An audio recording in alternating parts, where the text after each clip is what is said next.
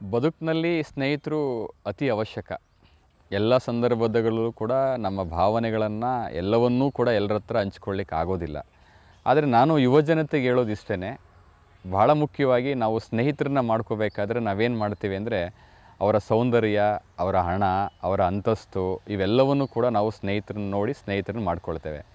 ಆದರೆ ನನ್ನ ವೈಯಕ್ತಿಕ ಅಭಿಪ್ರಾಯ ಅಂತ ಹೇಳಿದ್ರೆ, ನಾವು ಯಾವತ್ತೂ ಕೂಡ ಹಣವಂತರನ್ನು ಸ್ನೇಹಿತರನ್ನಾಗಿ ಮಾಡ್ಕೋಬಾರ್ದು, ಗುಣವಂತರನ್ನು ಸ್ನೇಹಿತರನ್ನಾಗಿ ಮಾಡ್ಕೋಬೇಕು. ಹಾಗಾಗಿ ಹಣವಂತರನ್ನು ನೋಡಿ ಸ್ನೇಹಿತರನ್ನು ಮಾಡಿಕೊಳ್ಳುವುದಕ್ಕಿಂತ ಗುಣವಂತರನ್ನು ನೋಡಿ ಸ್ನೇಹಿತರನ್ನು ಮಾಡ್ಕೋಬೇಕು.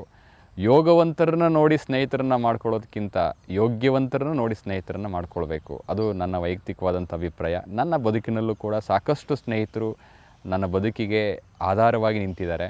ಅವರೆಲ್ಲರೂ ಕೂಡ ನನ್ನ ಥರನೇ ಕಷ್ಟಪಟ್ಟು ಬೆಳೆದು ಒಳ್ಳೆಯ ಶಿಕ್ಷಣವನ್ನು ಪಡೆದಿರತಕ್ಕಂಥವ್ರು. ಮತ್ತು ನಾನು ಯಾವತ್ತೂ ಕೂಡ ಸ್ನೇಹಿತರನ್ನು ಮಾಡ್ಕೋಬೇಕಾದ್ರೆ ನನ್ನಷ್ಟೇ ಸಂಸ್ಕಾರವಂತರನ್ನು ನಾನು ಮಾಡ್ಕೊಳ್ತೇನೆ. ಹಾಗಾಗಿ ನಾನು ಯುವಜನತೆಗೆ ಹೇಳೋದಿಷ್ಟೇ, ಯಾವತ್ತೂ ಕೂಡ ನಾವು ನಮ್ಮನ್ನು ಪ್ರೈಸ್ ಮಾಡೋರನ್ನ ಸ್ನೇಹಿತರನ್ನ ಮಾಡ್ಕೊಳ್ಳೋದಕ್ಕಿಂತ ನಮ್ಮನ್ನು ರೈಸ್ ಮಾಡೋರನ್ನ ಸ್ನೇಹಿತರನ್ನಾಗಿ ಮಾಡ್ಕೊಳ್ಬೇಕು. ಯಾಕೆಂದರೆ ಎಷ್ಟೋ ಸಂದರ್ಭಗಳಲ್ಲಿ friends can make our life, friends can break our life ಅಂತ ಒಂದು ಮಾತಿದೆ.